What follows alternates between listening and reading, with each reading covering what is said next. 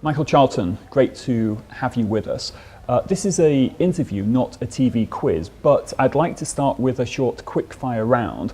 One-word answers, if you don't mind. I'll do my best. First question, the Isle of Man, is it part of Britain? No. Is the Isle of Man part of the UK? No. Is the Isle of Man part of the EU? No. Is the Isle of Man an independent country? Semi-independent. Okay, now I'll allow you a few more words. Perhaps you could talk a little bit more about the special status of the Isle of Man. Okay, so the Isle of Man's what's called a British Crown dependency. So to all intensive purposes, the Isle of Man is an independent country, but it doesn't have formal recognition as a country at international bodies like the United Nations because of its relationship with the UK. So whilst it's within the British Isles, it has its own independent government, which is responsible for pretty much everything you would expect a government to be responsible for. So economy, fiscal matters, healthcare, education, transport, energy, etc. And we rely on the UK for three things: defence, foreign policy, and immigration. So clearly there's a special status there. How does the Isle of Man take advantage of this? The special status, I guess, would be akin to that between Hong Kong and China. So you have a sort of comparable model here in China. How do we take advantage of it? Well, our main trading partner, our main international investment partner is the UK. So we have a very close relationship with the UK. Also, when the UK joined the European Union, it negotiated special rights on behalf of the Isle of Man. So whilst we're not a formal member of the European Union, we have the ability to trade manufactured goods and agricultural products freely within the Union, duty-free. Now, we're sitting here in Beijing. How important is China for the Isle of Man? Pretty important. I mean, the Isle of Man really is a nation which is based on, or where its economy is based on trading and investment flows.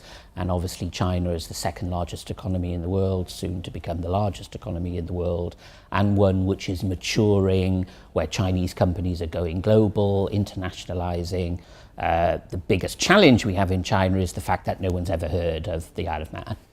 So this is something that we obviously, we're starting from a low point, but we're very confident that we have a lot of capabilities and we can present a lot of opportunities to Chinese businesses and individuals. We just need to make them aware of what those are. In 2010, the Isle of Man signed a tax agreement with China. Mm-hmm. I believe it was the 17th of its kind, yeah, and the first one you made with an Asian country. How significant was this? Significant. We signed what's called a tax information exchange agreement. So it's really the beginning of a fiscal relationship between the two countries. But people have been talking about the potential of China for decades now. Mm-hmm. Why only in 2010 was this signed? I guess you could say the Isle of Man was late off the starting blocks. So, we're a small country, we're approximately the same size as Singapore, but we only have a very small population, 85,000 people, and we have to put our resource where we feel we're going to get the biggest return on investment. I did a little calculation before the interview and I worked out that China's population is over 16,000 times bigger than the Isle of Man. Yeah. Could you give a few more examples about exactly what you can offer? Sure. Well, size isn't everything, but in China we're really focusing on 5 areas, and very briefly. The first is specific to Chinese banks. So, as you know, many of those the big Chinese banks already have subsidiary operations in the UK and in London. But actually they're too strong to say unhappy, but they are concerned about the fact that the UK regulator requires them to set up a subsidiary, which basically means it increases their costs because they have to have local liquidity and local capital, and it also restricts the size of the deal that they can do. The Isle of Man, on the other hand, and its regulator, the Financial Supervision Commission, allows foreign banks to set up branch operations. And the difference being that the branch can rely on the parent company bank and rely on its liquidity and its capital. The second is for international IPOs, so capital raising. So even though the markets are a little quiet at the moment, clearly Chinese companies have an interest in raising money internationally, and the Isle of Man is in fact the number one location for structuring an international IPO for listing on the London Stock Exchange AIM market.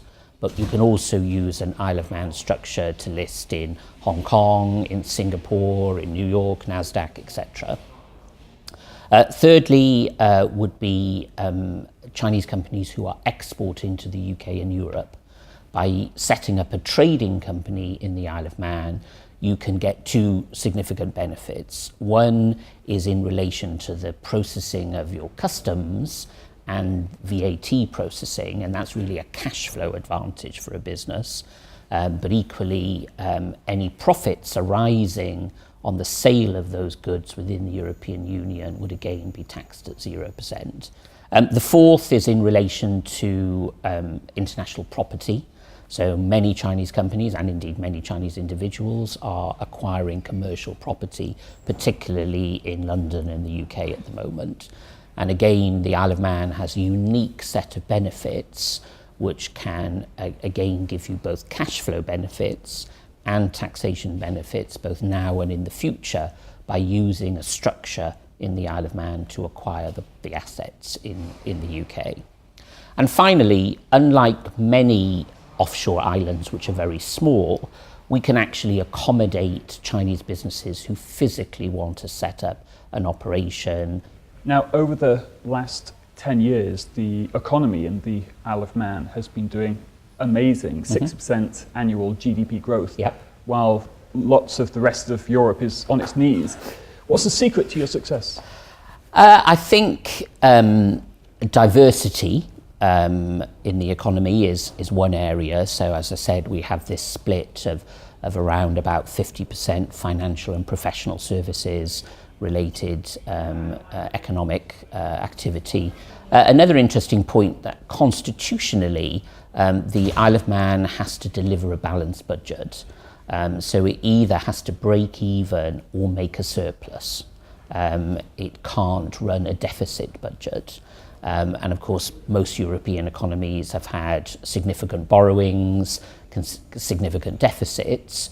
So the fact that we weren't having to repay that deficit in a difficult economic time has enabled the Isle of Man economy to be very stable. So to what extent do you put down the economic success of the Isle of Man to not being part of the EU? No, I don't think it's relevant to our EU membership or non-EU membership.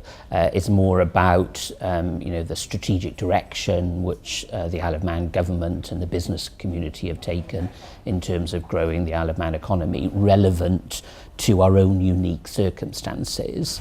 Do you think other countries, for example, let's say the UK, could benefit from this greater flexibility should they decide to leave the EU? I don't. Personally, I think it's right that the UK is a member of the European Union, and it gets significant benefits from being within the European Union. And as someone who's worked for the last 20 years in attracting foreign direct investment into the UK, then I think some of that investment would be at risk if the UK was not integral to the European Union. So, that's obviously a decision for the UK to make, and as someone who lives in London, then I will get the vote in due course. Exactly, which will be relatively soon, and if the UK decides to vote in this upcoming referendum to leave the EU, how worried do you think the Isle of Man is in losing some of its unique status?